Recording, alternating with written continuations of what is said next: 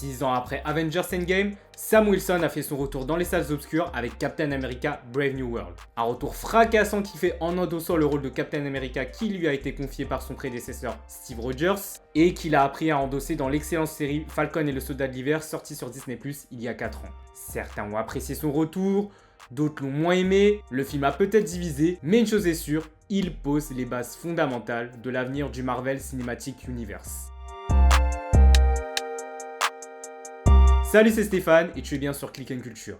Ici on parle musique, on parle ciné, on parle pop culture. Et aujourd'hui, on va voir en 3 points en quoi Captain America Brave New World pose les bases de l'avenir du MCU. Et ce, bien que l'exploration du multivers ne soit pas le sujet clé du film. Je préfère te prévenir tout de suite, la vidéo risque de contenir quelques spoilers. Donc si tu n'as pas encore vu Captain America Brave New World, qui est à découvrir dans les salles actuellement, je te propose de revenir après visionnage. C'était teasé dans la sortie du film, après l'avoir connu en tant que général depuis ses débuts dans l'univers Marvel, Thaddeus Ross nous a été présenté dans ce film comme étant le président des États-Unis. Une élection qui s'est faite dans un contexte géopolitique plus que tendu, notamment dû à l'attaque de Thanos, mais également à l'émergence du Céleste dans le film Les Éternels, un Céleste qui est d'ailleurs composé entièrement d'adamantium, et qui a lancé une course à la récolte de cette matière entre les différents pays, et plus particulièrement une récolte qui a opposé les États-Unis et le Japon. Mais tu as vu ce qui s'est passé à la fin du film, Thaddeus Ross s'est transformé en Hulk, et sa présidence s'est finalement mal terminée.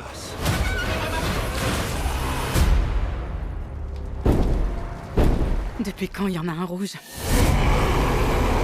En effet, il a fini par payer le prix de cette transformation en finissant dans la prison du Raft. Cette transformation, finalement, il l'a subie malgré lui puisqu'elle est survenue grâce à un complot qui était depuis le départ mené par le leader antagoniste que nous avons découvert pour la première fois en 2008 dans le film L'Incroyable Hulk. Et dans le MCU, les États-Unis se retrouvent actuellement sans président.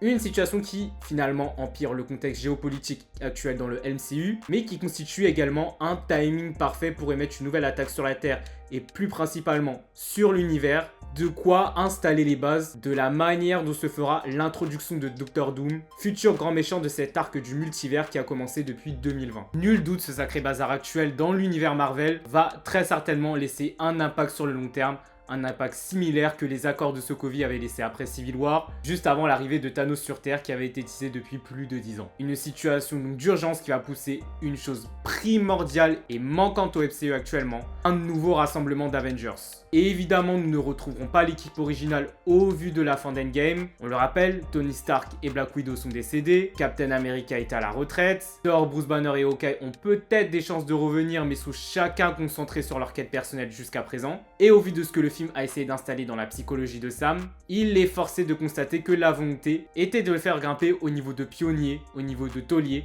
capable de refonder une équipe aussi importante que celle-ci. Surtout si on se replonge dans le film, l'un des objectifs de l'Alliance, Sam et Ross, était de refonder l'équipe. Une chose qui a énormément surpris Sam au vu du passif entre Ross et les Avengers.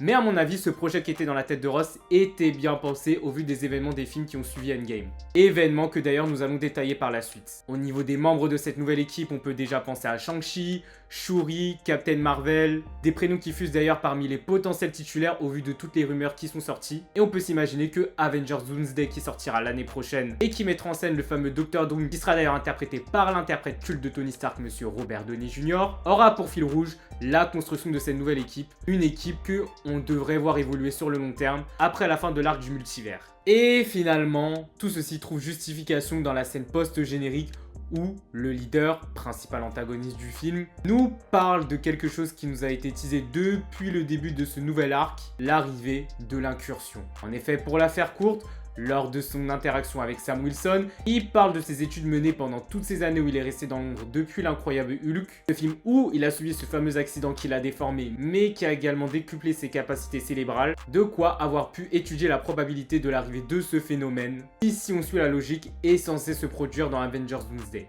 De plus, ça rentre en adéquation avec tout ce qui a pu se passer dans les films sortis depuis le début de l'arc sur le multivers. On peut prendre l'exemple de l'ouverture des brèches dans Spider-Man No Way Home, le voyage multiversel de Doctor Strange dans Doctor Strange in the Multiverse of Madness, Monica Rambeau qui se retrouve coincée dans un autre univers à la fin de The Marvels, ou encore le voyage d'Ant-Man dans le Royaume Quantique dans Ant-Man et la Guêpe Quantumania, mais aussi celui de Deadpool et Wolverine à travers le Void. Comme expliqué dans tous ces films, l'incursion consiste à la rentrée en collision de différents univers, une entrée en collision qui mène à la destruction de l'un d'entre eux. Et si on retrace tous les incidents multiversels arrivés jusqu'à présent, l'incursion serait donc la suite logique, mais surtout le meilleur moyen de déboucher sur le film qui suivra Avengers Doomsday, qui est Avengers Secret Wars, un film qui adaptera la série de comics Secret Wars, qui met en scène une série de guerres entre divers univers. Pour la fin de cet arc, on peut donc s'attendre à un climax qui nous donnera droit à divers caméos, comme les X-Men de la Fox, ou encore les Spider-Man de Sony interprétés par Tobey Maguire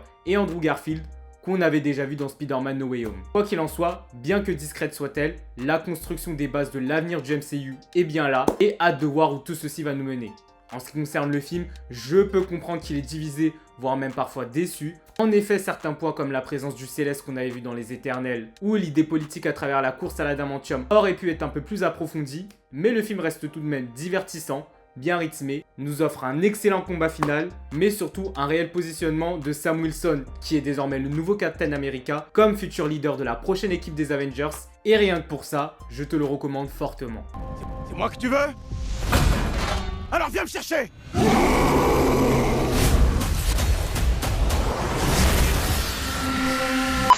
Et toi, qu'en penses-tu? As-tu déjà vu Captain America Brave New World ou comptes-tu le voir? Que penses-tu de l'avenir du Marvel Cinematic Universe? Dis-moi tout, like, commente, partage, et je te dis à bientôt, même endroit, même chaîne.